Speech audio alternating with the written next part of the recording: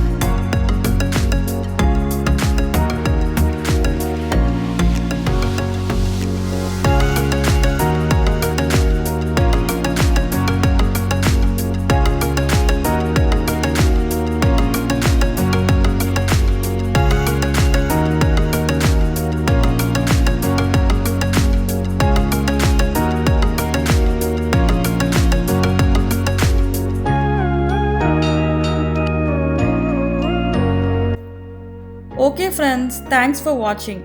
I hope my tips will help you in making perfect gulab jamuns.